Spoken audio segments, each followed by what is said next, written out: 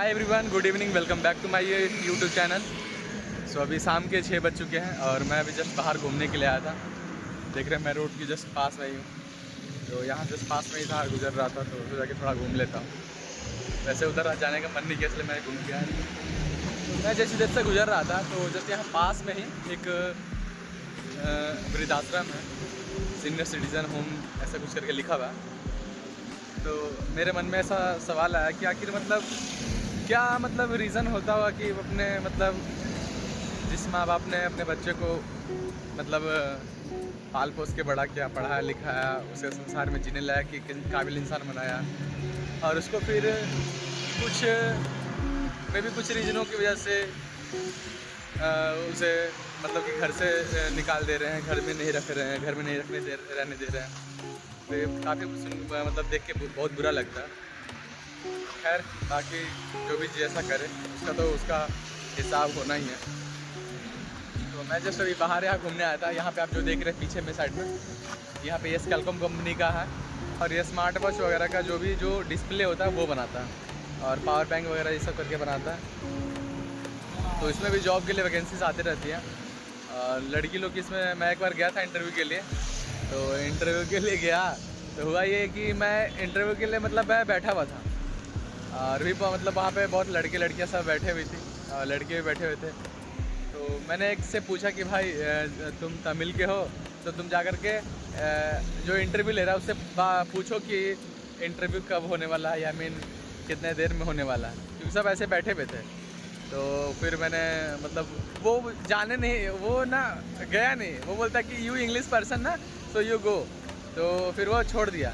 Then फिर मैं गया और मैं उनसे पूछा कि सर व्हेन स्टार्ट इंटरव्यू वगैरह, मैंने सर कुछ इंग्लिश में पूछा। तो बोलता कि या not for boys only for girls.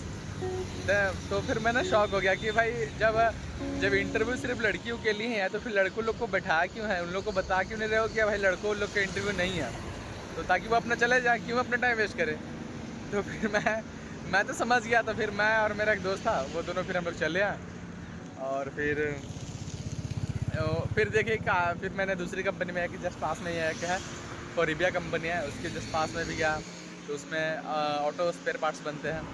उसके बाद फिर जस्ट एक और कंपनी है बगल में, उसका स्पेस एक्सेस कुछ करके नाम है, तो उसमें भी गया था। तो उसमें गया तो मतलब मुझे उससे रिलेवेंट लाइक ऐसा कुछ जॉब मिला नहीं, लगा नहीं। और अभी मैं तो फ़िलहाल मैं वैसे उसमें ऐसे चेक करने के लिए गया था, क्योंकि मैं फ़िलहाल अभी अपोलो में काम कर रहा हूँ और अपोलो में बिल्कुल अच्छा है, रहना खाना बिल्कुल सही है और कंपनी में सैलरी वगैरह भी टाइमली मिल जाता। तो इसलिए मैं अभी फ़िलहाल के लिए अपोलो नहीं छोड़ रहा था। लेकिन फिर भी मैं ये जानने के लिए कि इंटरव्यू वगैरह कैसे लेता है, क्या काम होता है कंपनी में, ये जानने के लिए मैं गया था अपने वीक ऑफ के दिन। तो आज है मंडे, ट्यूसडे है, कल परसों मेरा वीक ऑफ है। तो कल मेरा मतलब परसों मेरे लिए एक तरह से संडे कह सकते हैं, मेरा वीक ऑफ है। तो मेरे एक भाई ने कमेंट किया था कि जो हॉस्टल में जो खाना आता है उसका ब्लॉग बनाने के लिए, तो मैं ट्राई करूँगा कि वो ब्लॉग बनाऊँ। तो अभी चलते थोड़ा और आगे घूमते फिर देखते हैं। तो घूमते घूमते काफ़ी दूर तक आ गए हैं और देख रहे पूरा पीछे पूरा दूर दूर तक सिर्फ मैदान ही है और जस्ट पास में रोड है। और यहाँ पे आप देख रहे हैं, यहाँ पे मतलब जो कंपनी से डायरेक्ट दूध की गाड़ी आई है वो फिर छोटे गाड़ियों में ट्रांसफ़र होकर के अलग अलग इलाकों में जाएगी, जिनका जो लोकेटेड जगह है वहाँ पे जाएगी। तो मेरा क्या है कि मैं ना रूम में ना अकेले ऐसा मतलब अकेले मैं रह नहीं पाता हूँ। मतलब मुझे लगता है कि यार घूमना फिरना चाहिए और ज़रूरी है, और मेरा मन जहाँ करता है घूमने का मैं चला जाता हूँ। तो देखिए मैं इस टाइम कभी गया नहीं था, तो आज मैं इधर जाने की कोशिश करता। मतलब मैं भी कुछ होगा नहीं मुझे पता है, लेकिन फिर भी जहाँ मन करता है उधर थोड़ा बहुत घूम लेता, इसमें कुछ नहीं है, क्योंकि ज़िंदगी तो 4 दिन का ही है और मैं भी यहाँ बस अब 4 दिन ही रहने वाला हूँ, क्योंकि इसके बाद फिर मेरा हॉस्टल जाना है। क्लासेस चालू हो चुकी है, अब तो असाइनमेंट भी आज से असाइनमेंट भी मिल गया है। तो यही है भाई। अब अगर ये सोचे ना कि मतलब मुझे प्रॉपरली छुट्टी मिल जाए और उसके बाद मैं कहीं घूमने जाऊँ, टाइम स्पेंड करूँ, तो मुझे नहीं लगता कि ये टाइम कभी रिटर्न होकर आने वाला भी है। बिकॉज़ ना मैंने देखा है ऐसा कि जैसे मतलब 15-20 साल तक तो एज तक हम लोग हाथ पैर मारते रहते हैं अच्छी जॉब के लिए।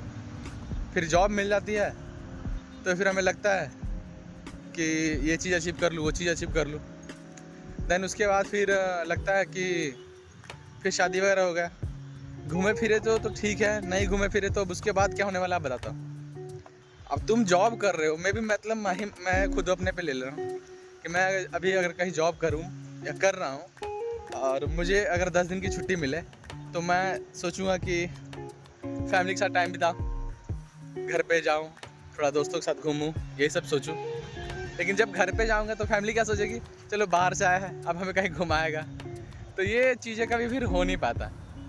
तो यही है कि जब भी आपको टाइम मिले, और मैं ना बैचलर या मतलब मुझे ऐसा लगता है कि सिंगल हो करके मैं जहाँ कहीं भी फ्री मन से जिधर मर्जी, लो बजट हाई बजट, जितना मेरे पास पैसा है उसी में जितना हो सके मैं घूम फिर लूँ।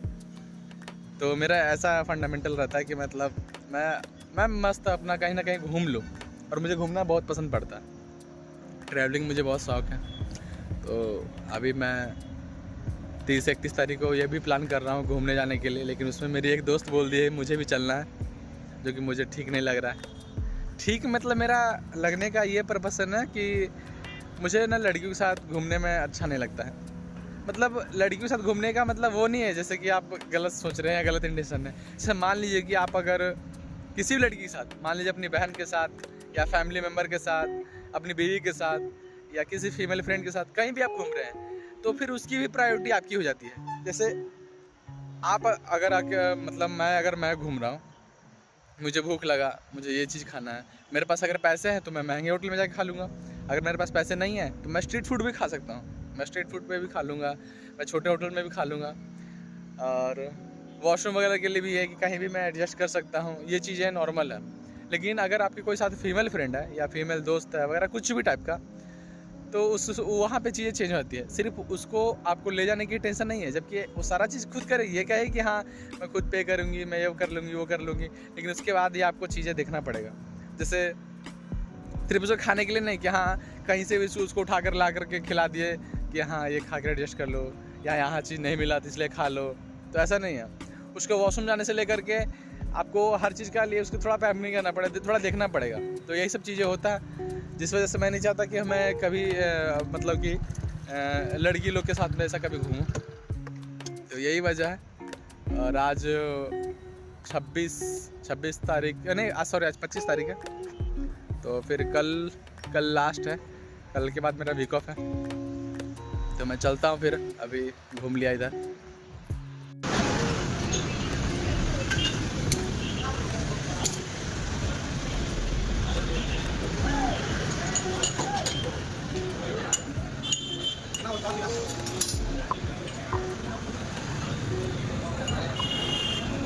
पहले चीनी डालते हैं इधर पहले गिलास में। हमारे इधर चाय पूरा प्रॉपर बना रहता है, लेकिन यहाँ अलग रहता है।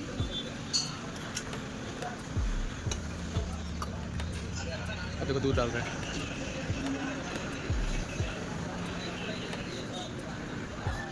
है ना। पहले क्या डाला? कॉफ़ी। अब देखो ये अलग से।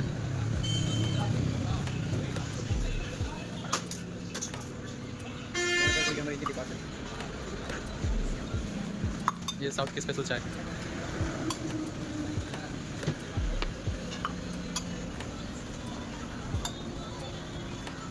दिस इज माइन ना।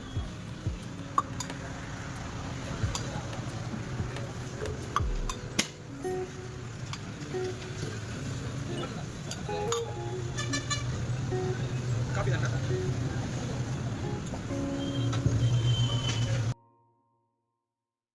चाय पी करके बाहर आ गए। चाय वैसे कुछ मतलब मैंने ना 11 टी ऑर्डर किया था। तो 11 टी एक्चुअली उतना कुछ खास नहीं रहा। उसका रीज़न ये रहा कि उसमें मसाला नहीं डाला था। तो मतलब मुझे जहाँ तक याद है, वैसे 11 टी तो घर पे भी बना करके पी लेते हैं, बट मुझे 11 टी ही पीना था। और दूसरा ये कि मतलब मुझे अगर अपनी लाइफ में अगर कहे तो बनारस जब मैं गया था घूमने, तो बनारस घाट पे नॉर्मली बनारस घाट पे मतलब मैंने लेमन टी पिया था, रात के टाइम में था। आई मीन जब मैं निकंडिया घाट पे मैं घूम रहा था, भाई साहब कसम से क्या चाय था, गजब चाय। मतलब वो ना कि मैं एक आध ग्लास भी पी लूँ, बड़े वाले ग्लास से भी पी लूँ ना, तो कोई फ़र्क नहीं पड़ने वाला, क्योंकि लेमन टी से ना नुकसान वगैरह नहीं होता। तो और बहुत टेस्टी था। तो आप लोग ये बताइए कि आपके इधर लेमन टी कैसा मिलता है, कमेंट करके। तो अभी हम लोग जस्ट पास में आ गए हैं अपने हॉस्टल के, तो अभी चलते हैं। और आज की ब्लॉग की समाप्ति यहीं से करते हैं, मिलते हैं कल नेक्स्ट ब्लॉग में। तब तक के लिए बाय।